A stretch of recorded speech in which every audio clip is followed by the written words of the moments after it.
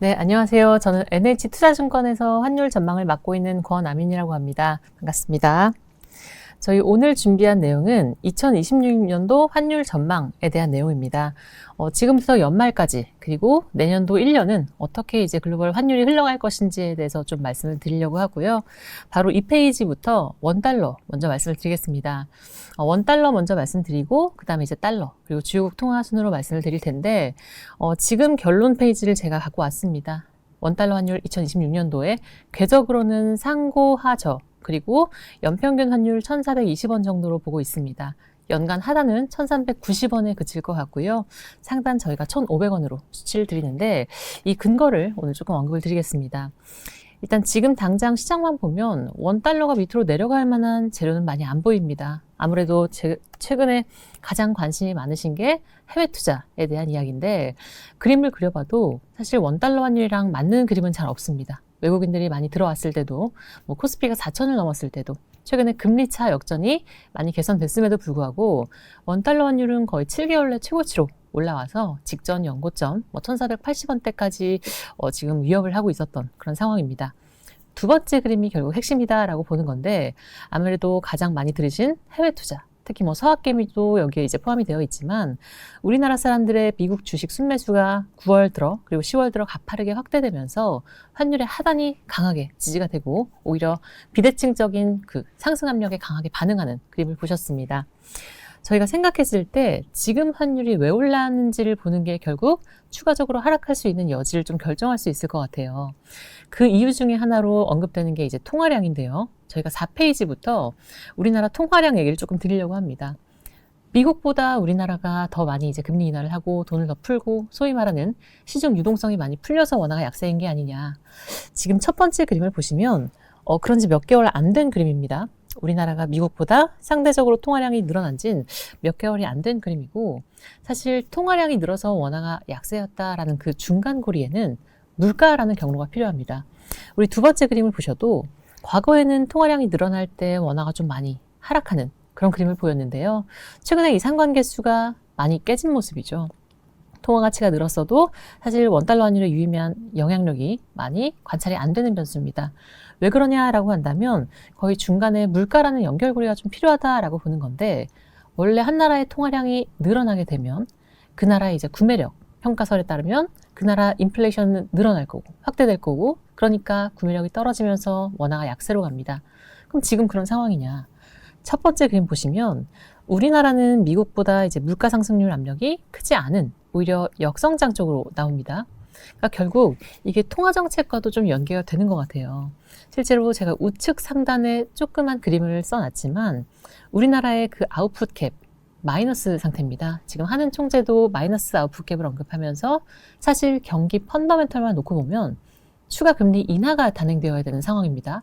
그런데 지금 부동산이나 환율 같은 금융시장의 안정으로 인해서 금리를 계속 동결하고 있는 상황이기 때문에 저희는 오히려 물가 차이를 보시면 두 번째 그림처럼 옛날만큼 우리나라 원달러를 설명하지 못합니다. 사실 이런 식으로 원화 약세 경로가 들어맞는다라고 하면 정말 말 그대로 우리나라 원화 가치를 이제 보면 안 되고 셀코리하고 원화가 휴지 조각이 되는 그런 상황이다라고 보는데 그럼 이 경우는 아닌 것 같습니다. 지금 제가 볼 땐 6페이지 보시면 연초에 나타났던 그런 셀 코리아 분위기랑 좀 달리 보셔야 된다라는 생각을 합니다. 첫 번째 그림 보시면 우리나라 신정부 들어서기 전에 비상계엄 때 보시면 연초 환율이 높았고요. 그때 연고점 1,485원 갈 때 CDS 프리미엄이 같이 급등합니다. 이때 소위 말하는 셀 코리아가 나오는 거죠. 근데 지금 보시면 환율은 이렇게 올라 있지만 CDS 프리미엄은 많이 안정이 됐습니다. 또 하나 두 번째 그림인데 결국 자금 조달 시장에서 기업들이 달러를 구하지 못하는가 그런 차원이다라고 하면 그게 아닌 그림입니다. 오히려 연초에는 달러 조달이 쉽지 않았습니다. 쭉 CRS 금리가 낮아지면서 달러 조달이 어려운 그림이 나타났는데 지금은 그렇지 않은 양호한 달러 조달 여건임에도 원달러가 같이 올라간 그림이 나오거든요. 결국 이거는 시장에서 얘기하는 정말 지금 달러를 구하기가 어려워서 원달러 환율이 올라간다. 이런 셀코리아 분위기가 아니라 말 그대로 환율은 상대 가치니까 달러가 더 필요해. 해외 투자를 하면서 더 필요해라고 한다면 가격이 올라가는 그런 상황으로 좀 보기 때문에 지금 그 양상은 연초 때 고환율과는 좀 달리 보실 필요가 있다라고 생각을 합니다. 그럼 결국 7페이지 이제 말씀드릴 텐데 1,500원 가는 거 아니야? 라는 질문을 최근에 제일 많이 받고 있는 것 같아요. 어떤 얘기를 드리냐면 첫 번째 그림입니다. 1,500원을 사실 뭐 다음 달에 가도 우리나라가 이상하진 않다. 수급상 만든 환율이기 때문에. 그런데 옛날이랑 같이 비교해 놓고 보면 숫자는 같은데 그 무게감은 다른 거죠. 우리나라 순대외자산 비중이 GDP 대비 60% 부근까지 올라왔습니다. 이런 상황에서 해외자산 취득이 많아지기 때문에 달러가 필요해진, 그래서 고환율이 나오는 거라면 우리 과거에 순대외자산이 없었던, 즉 순채무기국이었을 때의 1,500원, 97년도에 1,500원, 2007년도에 1,500원이랑은 좀 달리 보셔야 된다라는 말씀을 드리고, 실제로 경상수지 혹은 지금 두 번째 그림 보시는 단기 외채, 우리나라 외환 보유액, 이런 상황이 좀 많이 안정적이기 때문에 환율이 뭐 더 급등하면서 우리나라가 뭐 외환위기나 어떤 위기까지 겪을 가능성은 높지 않게 보고 있습니다.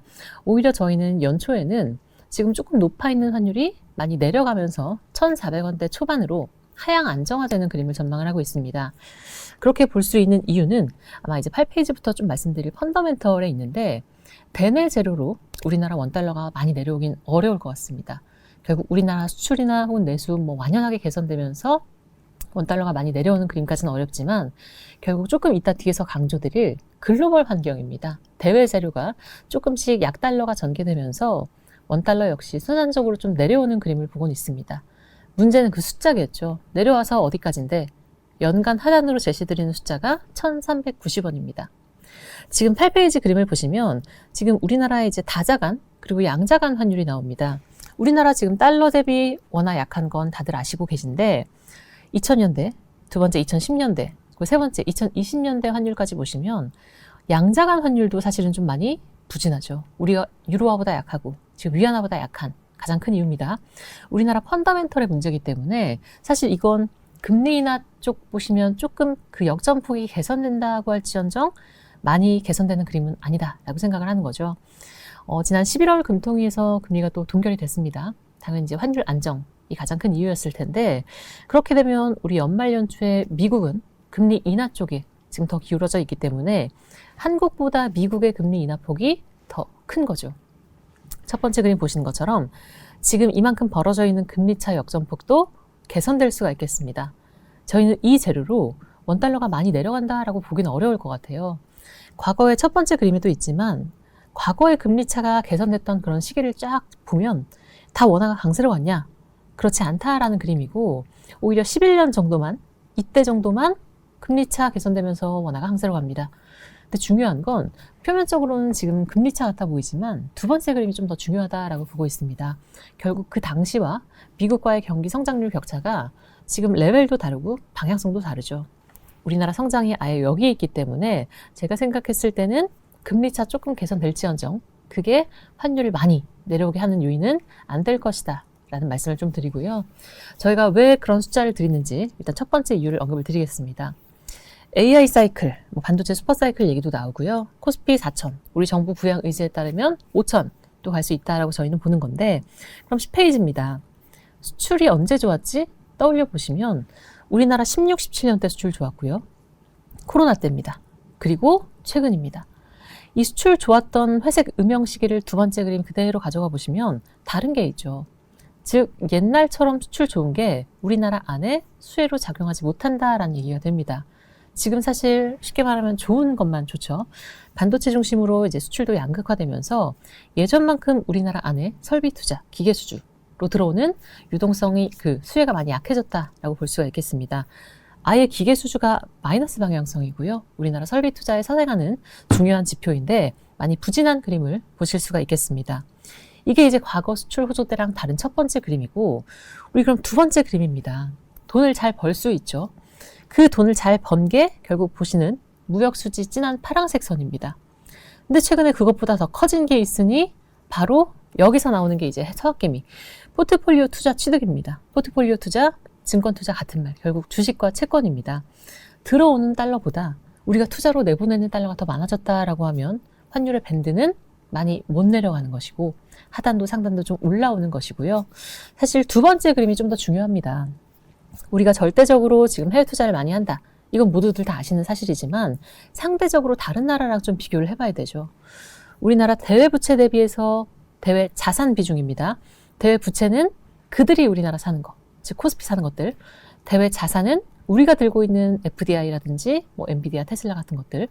그러면 우리는 대외 부채 대비해서 대외 자산의 비중이 제일 높죠. 제일 빠르고 많이 해외 투자를 하는 나라이기 때문에 이게 사실 환율이 많이 못 내려가는 이유이자 유로화 대비로도 위안화 대비로도 좀 약한 이유가 되겠습니다. 결국 본질은 수급이다라고 보는 거죠.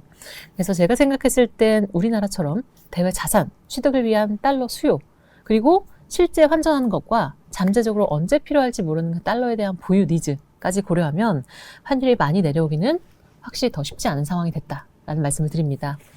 이따 위안화 쪽도 조금 언급을 드리겠지만 올해 제가 원화 쪽에서 드리고 싶은 말씀은 원화와 위안화의 동조화가 이제 깨진 거냐? 그럼 우리 이제 일본 엔화 봐야 되냐? 이런 질문도 좀 많이 주셨어요.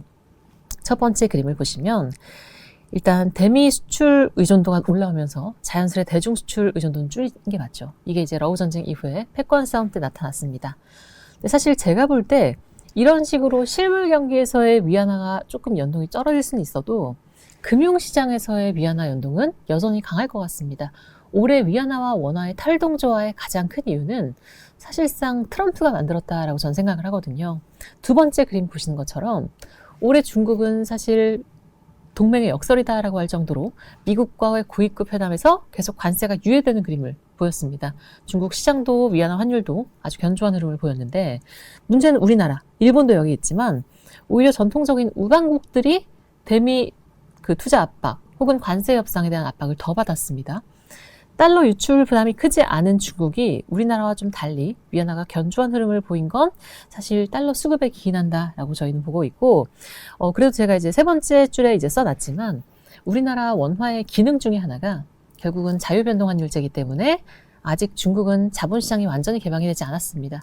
그렇기 때문에 위안화에 대한 대리 해지, 즉 프락시 해지의 기능을 여전히 수행하고 있다라고 보여지고, 그래서 우리가 브라질 헤알화, 멕시코 페소화가 아니라 아시아 블록, 위안화 블록이라고 해서 중국 위안화, 대만 달러, 우리나라 원화와의 연동은 여전히 아예 깨졌다라고 보기는 어렵다. 이렇게 생각을 하고 있습니다.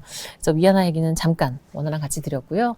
그래서 결국은 우리가 긴 미래를 좀 봐야 될 것 같습니다.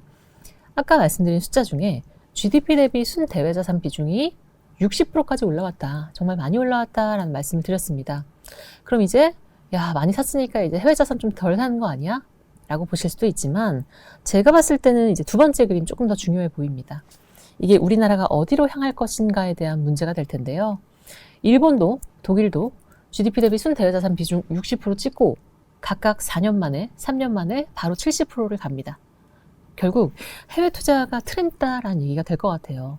일본과 독일 그리고 한국의 공통점은 저성장과 저금리 먼저 겪은 나라들, 그리고 수출 중심의 제조업 국가라는 공통점도 있습니다. 대내에 그 나라 안에 먹거리가 없으면 어쨌거나 해외로 수익률을 찾아서 눈을 돌려야 되기 때문에 이제 60%다라고 해서 이제 고점 찍었네 라고 보기는 어렵고요. 다른 나라 사례를 좀 참고했을 때 조금 더 오를 룸이, 즉 우리나라 내국인들이 해외 자산을 더 늘릴 룸이 충분히 남아있다 라고 생각을 합니다. 이건 역시나 환율의 레벨을 같이 올릴 요인이죠. 일본의 그 사례를 좀 보겠습니다. 14페이지를 보시면 이게 최근에 보셨지만 일본 엔화가 과연 올해 안전자산의 역할을 잘 했던가? 한번 복귀해 보시면 그렇지는 않은 모습이죠. 연중에 뭐 중동 리스크도 나오고 지정학적 리스크도 나올 때 엔화는 약세를 갔는데요. 사실 생각해 보시면 엔화는 선진국 통화이자 안전자산 통화였고요. 우리나라 원화는 신흥국 통화이자 위험 통화죠. 둘이 같이 가버리죠. 사실 표면적으로 이제 금리 뭐 이런 걸 떠나서 첫 번째 그림 보시면 본질적으로 제가 볼 땐 일본과 한국의 경상수급이 점점 더 유사해진다라는 느낌을 받습니다. 오히려 지금 첫 번째 그림 보시면 일본도 해외 투자 압박에 좀 많이 노출이 되어 있는 상황이고, 이건 두 번째 그림처럼 예전 같은 달러 엔 환율을 못 보시는 가장 큰 이유가 될 겁니다.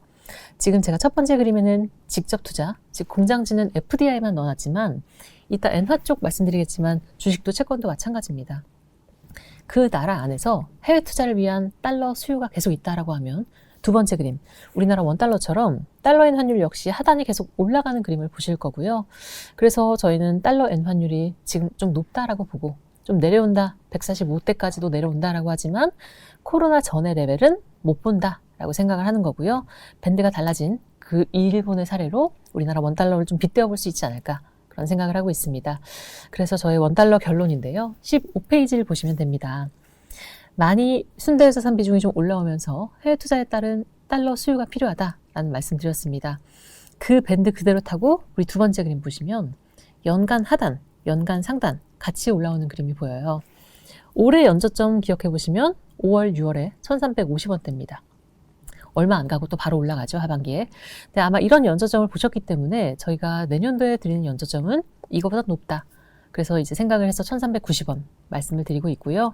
이 밴드에 높아지는 밴드에 좀 적응을 하셔야 되지 않을까. 앞으로 뭐 사업 전략을 짜실 때나 조금 고환율 익숙해진 그림들, 그리고 내려가봤자 많이 못 내려간다라는 그 순환적인 강세와 구조적인 약세 흐름을 좀 말씀을 드리고 싶습니다.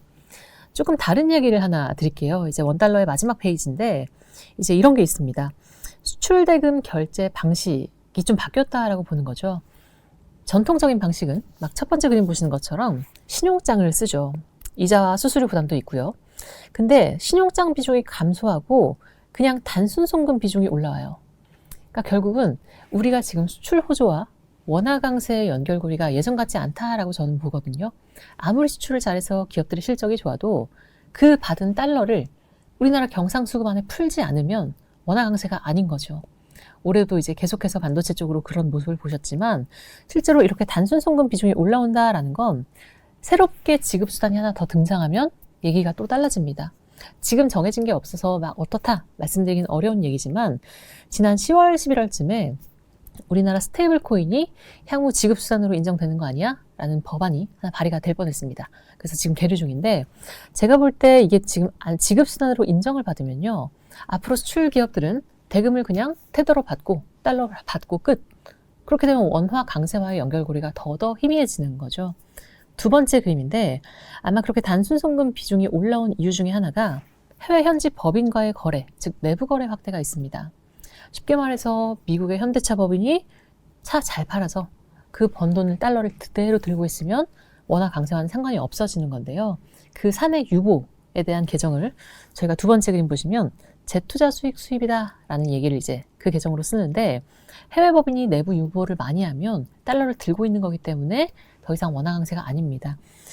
이쪽 보시면 2023년에 한번 세제 개편이 되면서 그 돈이 쫙 들어왔을 때 그때 원달러가 같이 많이 내려가거든요. 근데 최근 3분기 연속 이게 다시 올라가죠. 기업들이 달러를 쌓아놓고 있다라는 차원의 데이터라서 한번 같이 봤고요. 그래서 결론적으로는 많이 내려갈 수는 없는 그런 그림들이 계속 있을 것 같습니다. 그래서 아마 저희가 왜 연평균을 1,400원대 20원으로 드리고 하단 분명히 낮아질 것 같긴 한데 그 낮아지는 그 하단 자체가 1,300원대 후반에서 제한될 수밖에 없는 좀 구조적인 이유를 말씀을 드렸고요. 근데 왜 낮아지지? 라는 궁금증이 있으실 수도 있을 것 같아요. 17페이지입니다. 낮아질 만한 재료는 제가 대내에서 찾진 않고요. 대외에서 찾습니다. 최근에 보시면 1,470원대 후반에서 국민연금 환해지가 단행된 그 레벨에서 당국의 개입이 좀 세게 나오고 있습니다. 계속 부릅니다. 증권사도 부르고 기업들도 부르고 국민연금과 한국은행과 이제 사자 협의체도 구성하고 환율을 어떻게든 안정시키고 싶어하는 당국의 의지가 좀 많이 엿보이죠. 원달러를 많이 내려오긴 하지 못할 것 같습니다. 상승을 좀 제어할 수는 있죠. 쉽게 말해서 막으면 막힌다라고 저는 보는데 조금 더 유의미하게 내려올 수 있는 재료는 지금 보시는 대외 재료에 있습니다. 달러 지수에 대해서 저희는 내년도 연간으로 상저, 하고의 궤적으로 말씀을 드리거든요. 이 상저가 중요합니다. 최근에 보시면 우리 12월 미국 금리 인하 확률이 다시 한번 80%대 중반까지 올라왔는데 올해 18페이지 보시게 되면 이미 올해 달러는 연초 고점에서 한 8%가량 빠져 있죠. 달러 약세가 연간으로 진행이 됐습니다. 물론 우리나라 원화니까 체감은 잘 안 되실 수는 있어도 두 번째 그림을 보시면 일단 글로벌 경기 차원에서 달러만 한번 말씀을 드리겠습니다. 저희가 달러에 대한 고평가 인식을 좀 말씀을 드렸었는데 올해는 그게 많이 좀 해소가 된 것 같습니다. 금리 차와 비교해도 미국의 실질 실환율이 좀 높았던 게 딱 작년 이맘때예요. 트럼프 대통령 딱 당선되고 나서 이제 그들의 예외주의 공고해지는 그 전망 때문에 계속해서 미국 달러만 강했던 그림이라면 달러가 좀 비쌌던 거죠. 펀더멘털 대비. 그 펀더멘털은 여기 보시는 실질 실효입니다. 실질은 물가 반영, 실효는 교역 조건 반영. 그러다 보니까 고평가가 오래 해소되면서 첫 번째 같은 그림이 나오는 거죠. 달러는 선진국 중에서 좀 많이 약해지고 금리도 내려오는 그림을 봤습니다. 조금 더 길게 보면 아마 당장은 미국이라는 나라도 쉽진 않을 것 같아요. 달러가 계속해서 우상향을 할 거냐, 아니면 충분히 더 흔들리면서 그들도 어려운 시간이 있을 거냐라고 한다면 저희는 그 재료가 상반기, 특히 이제 1분기에 좀 많이 집중이 되어 있다라고 생각을 해서 연초에 상저라는 궤적을 좀 드립니다. 무슨 이유가 있겠는가라고 보시게 되면 20페이지에 좀 가져왔습니다. 일단 첫 번째 그림인데요. 최근까지 미국 정부는 사상 최장기간의 셧다운을 겪었고요. 정부는 재정을 제대로 못 썼습니다. 그러다 보니까 현금 잔고가 쭉 쌓인 게 첫 번째 그림입니다. 미 재무부 현금 잔고, TGA 계정을 보여드리는데 이제 셧다운이 끝났기 때문에 정부 재정이 정상적으로 지출이 되면 달러 유동성이 조금 풀리면서 DXY 하락 압력으로 좀 작용할 수 있겠다라는 생각을 합니다. 이건 재무부 얘기고요. 이따 언급드릴 연준도 마찬가지죠. 12월에 QT가 종료되고 그리고 추가 금리 인하가 이견은 있지만 1, 2회 정도 단행이 된다라고 하면 일단 유동성 차원에서 달러는 좀 내려올 것 같습니다. 또 하나 두 번째 요인인데요. 최근에 이 얘기를 많이 들으실 텐데 의장이 이제 바뀝니다. 내년 5월에 파월 의장이 임기가 만료라서 아마 차기 의장 누가 될 거야? 라는 그 인선에 대한 불확실성이 연초에 좀 집중이 될 수가 있겠습니다. 지금 그 가능성으로 따지면 케빈 해싯이라는 이 사람 지금 확률이 올라오고 있는데 역시나 기대했던 것만큼 비둘기파적이죠. 트럼프 쪽에서 오히려 이제 금리 인하에 대한 압박이 더 커질 수 있다라고 하면 올해 연중에 보셨지만 이건 연준 독립성 침해 재료, 달러 약세 요인에 좀 가깝다라고 보고 있어서 이런 재료도 일단 하나 체크를 해봐야 되겠고요. 그리고 세 번째입니다. 뚝 떨어진 게 있습니다. 트럼프가 이길 가능성입니다. 11월 초에 이제 트럼프가 관세 위헌 판결 이제 막 시작을 했기 때문에 위헌이야 합헌이야 가능성이 이제 연말 연초까지 쭉 이어질 겁니다. 그동안 걷었던 관세마저 뱉어내야 됩니다. 위헌 판결이 나면요. 그래서 아마 그렇게 되면 올해 4월 보셨지만 상호 관세에 따른 미국세 금리 급등 혹은 미국의 신용등급 강등 이런 재료는 달러에 대해서 그렇게 우호적인 재료는 아닙니다. 미국조차도 안전하지 않잖아 하면서 미국 역시도 주식과 채권 그리고 환율 모두 약한 그 트리플 약세 그림이 나올 수 있거든요. 그렇게 되면 사실 달러는 저희가 생각했을 때 DXY 기준으로 좀 더 내려갈 수 있다. 이런 생각을 말씀을 드리고 있어서 달러는 분명히 상반기에 조금 흔들릴 수 있고 이럴 때 원달러 같이 내려올 수 있다라고 생각이 돼요. 21페이지를 보시면 조금은 더 결국은 긴 그림에서 연준의 정책을 좀 중요하게 언급을 드리겠습니다. 아마 지금 12월 금리 인하 확률이 좀 올라온 것도 있고요. QT 종료가 이제 12월부터 하고 그리고 내년도에 빠르면 QE까지도 논의해 볼 수가 있겠죠. 지금 금리 인하의 성격이 중요합니다. 다들 알고 계시지만 리세션이어서 지금 침체니까 빨리 인하해줘야 돼. 가 아니죠. 보험용이고요. 선제적인 금융 완화 조치입니다. 그러면 지금 시장이 예상하고 있는 내년도에 미국 금리 인하 언제 끝나는데 터미널 레이트, 그 최종 금리 기준으로 말씀드리면 3.25% 정도에서 늦어도 내년도 3분기에 끝날 수 있다. 그리고 소수 의견이지만 27년까지도 갈 수가 있겠다. 이런 의견이 지금 전망이 돼요. 문제는 보험성 인하가 마지막으로 끝났을 때 그 이후에 달러가 어떻게 될까라는 건데 제가 볼 때 지금 그림을 보시면 각 T 시점을 보시면 이게 이제 연준 금리 인하 각 사이클, 인하 사이클에서의 마지막 인하일입니다. 마지막으로 인하를 했다? 더 이상 인하를 하지 않는 이유가 있겠죠. 미국 경기가 이제 더 이상 보험이 필요하지 않다라는, 즉 미국 경기의 하방 압력을 단단히 다지고 오히려 이제 미국 경기가 개선되는 그림을 저희는 보고 있습니다. 그게 지금 보시는 달러가 마지막 인하 사이클 끝내고 3, 4개월가량의 시차를 두고 다시 한번 DXY 달러 지수가 올라가는 그림으로 경험적으로 관찰이 되는데 지금 보시면 요 좀 까만 점선이 있어요. 금리 인하 마지막으로 했는데 왜 달러가 그렇게 내려갑니까? 이 사이클 언제죠? 2003년 사이클입니다. 2003년? 요때로 보셔야 되죠. 보시면 자유무역 할 때입니다. 중국과 유럽이 고속 성장하고요. 미국이 쌍둥이 수지 적자 우왕 하고 풀면서 달러 유동성으로 공급해낼 때입니다. 이번 사이클은 이때랑 다르기 때문에 까만 점선은 과감히 논외로할 필요가 있겠고 다시 한번 금리 인하를 마치면 내년도 연말쯤에 내년도 이맘때쯤에 미국이 이겨 나머지가 이겨라고 볼 때 저희는 경기 차원에서도 미국의 상대적 경기 우위를 예상을 하고 있습니다. 연초에 감세 효과도 들어오고요. 상반기에 집중될 통화 완화 효과 그리고 무엇보다 이 나라 역시도 11월에 중간선거가 있지 않습니까? 여전히 금리 쪽 인하 압박이 커질 수 있기 때문에 그것들이 시차를 두고 다시 한번 미국 경기를 단단하게 지지하는 그림을 예상을 합니다. 경기의 하방이 지지가 되면 문제는 돈의 향방입니다. 결국 돈 많이 들어가는 나라가 이기는 거죠. 23페이지로 제가 좀 언급을 드리고 싶은 건 아주 간단히 단순하게 보면 정부가 돈 쓰는 게 있고요. 민간이 돈 쓰는 게 있습니다. 지금 말씀드린 쌍둥이 수지입니다. 즉 경상수지, 민간이 이제 수입을 많이 해야 되는가? 그럼 경상 적자가 늘겠죠. 재정수지, 정부가 바이든 때처럼 돈을 많이 쓰면 재정 적자가 많이 늘 겁니다. 이 두 가지의 그 변수를 두 번째 그림처럼 보실 수가 있어요. 재정수지 적자도 키우고 경상수지 적자도 키우면 이게 쉽게 말해서 그냥 돈을 풀어 제끼는 거기 때문에 제일 쉬운 그림입니다. 위기 직후에 나오는 그림, 거의 약달러가 나오죠. 근데 네 번째 칸을 봐주시면 또 제일 쉬운 겁니다. 경상적자도 개선시키고 재정적자도 개선시키네. 사실상의 긴축, 돈의 증발, 달러 강세 효과에 가깝습니다. 근데 제가 이제 하늘색으로 표시해 놓은 게 아마 내년도에 예상되는 그림일 것 같아요. 정부는 바깥에서 많이 수입을 하고 싶어 하나요? 그렇지 않죠. 지금 트럼프 기조도 그렇지 않고 민간 수입 데이터 이따 보여드리겠지만 그만 사고 안 사고 싶어 합니다. 못 사는 것도 있고요. 그럼 경상적자는 조금 개선이 될 것 같고요. 재정은 이미 지금 쓰고 있는 게 있기 때문에 뭐 국방비라든지 이자 비용, 그리고 최근에 고용지표 좀 내려오면서 세수도 좀 내려오겠죠. 그래서 아마 이런 그림으로 계산됐을 때 저희가 지금과 같은 조합을 말씀을 드립니다. 경상적자가 많이 늘지 않는다라는 건 다른 나라, 즉 미국 외지역에 경상 흑자 파이가 많이 주는 그림입니다. 더 이상 미국은 다른 나라 좋게 하는 나라가 아니기 때문에 너네 나라한테 흑자 이제 그만 줄 거야 라는 그림이 되는 거고, 재정수지도 뭐 바이든 때처럼 쓰지 못하겠지만 이미 쓰고 있는 게 있기 때문에 이런 매트릭스가 그려지는데, 경험적으로 보시면 이때는 달러가 많이 약해지기는 어려운 그런 상황입니다. 그래서 저희가 지금 앞에서는 뭐 연준 얘기, 뭐 트럼프 관세 얘기, 의장 페드 의장 바뀌는 얘기, 이런 뭐 정치적으로 흔들릴 재료들은 있죠. 다만 궁극적으로 내년 연말 때 경기 상황 누가 이겨? 라는 차원에서 US 경기 우위를 보고 있고, 이런 자금 흐름 차원에서 미국은 더 이상 바깥으로 달러를 공급하지 않고요. 본인들이 갖고 오려고 하기 때문에 조금은 더 강달러가 다시 한번 전개되는 그림으로 내년 하반기를 보고 있습니다.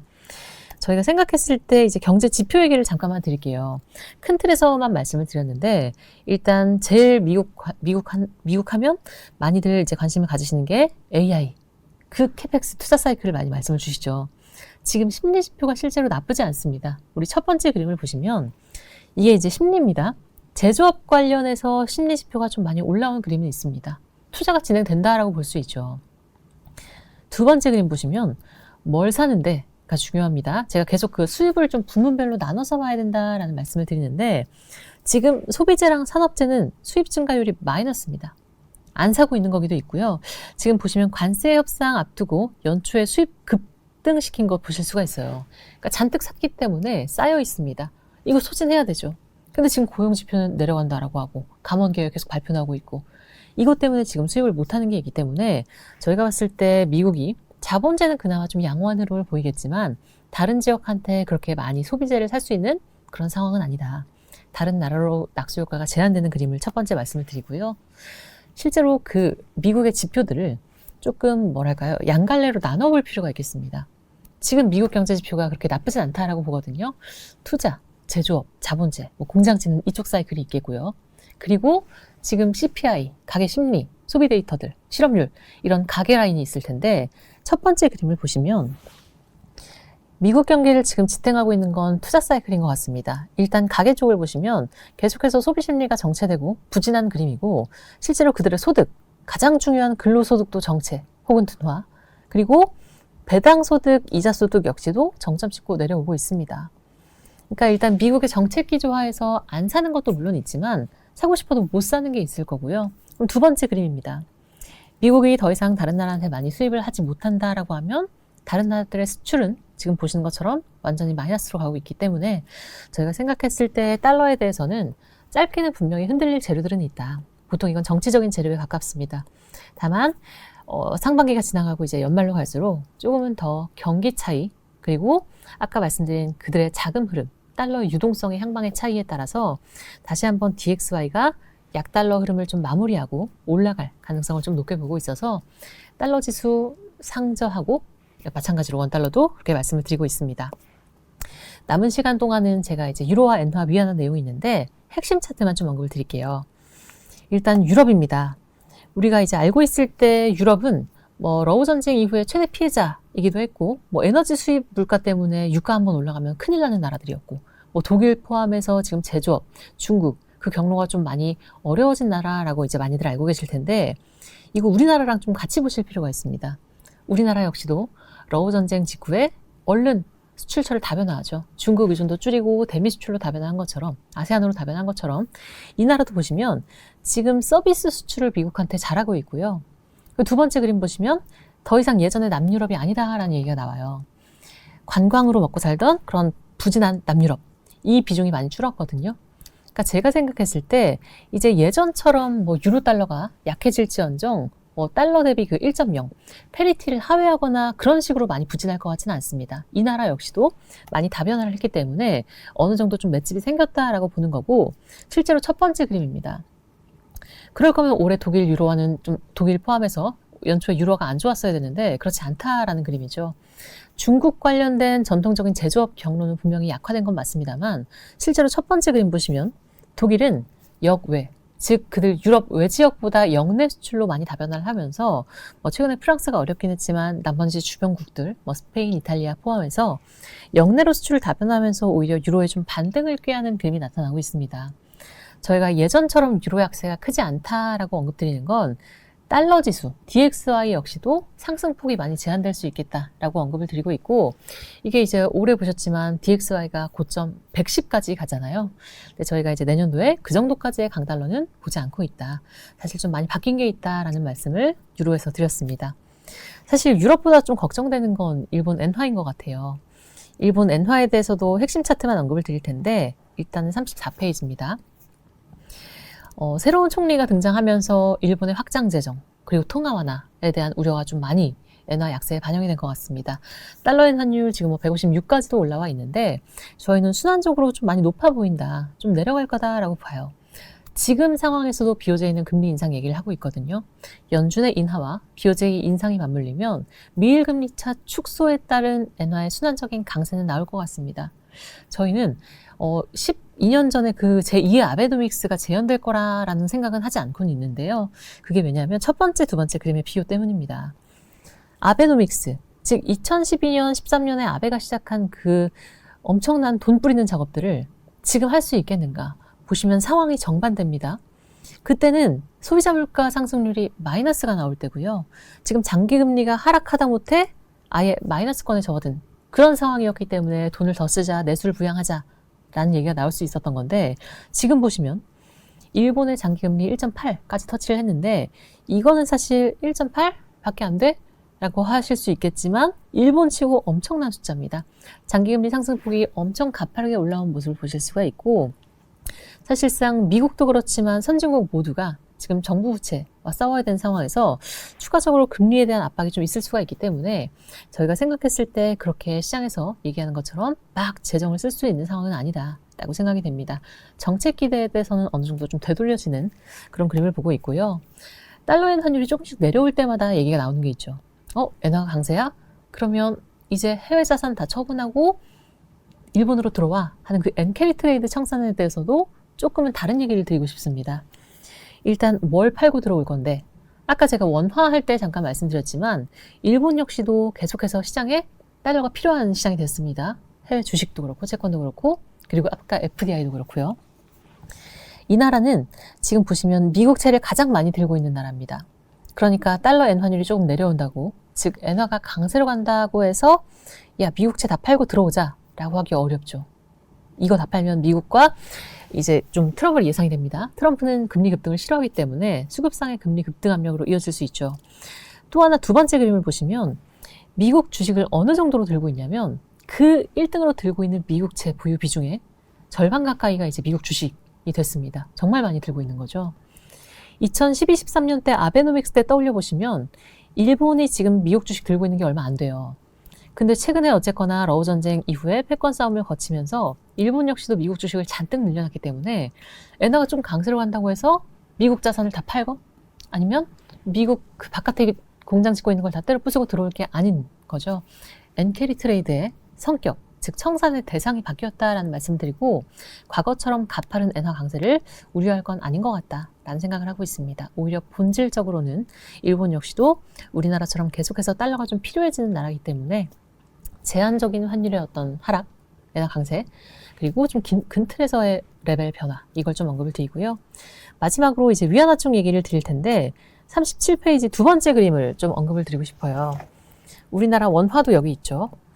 올해 달러보다 강한 통화가 있습니다. 분명히 있었고 보시면 라틴 통화입니다. 1등 통화, 브라질, 헤알화, 2등 멕시코 페소입니다. 제가 볼 때 이머징 통화를 관통하는 키워드가 있죠. FDI 유입 유출 모멘텀입니다. 즉 그 나라에 돈 많이 들어가면 그냥 그 나라 통화 강한 거죠.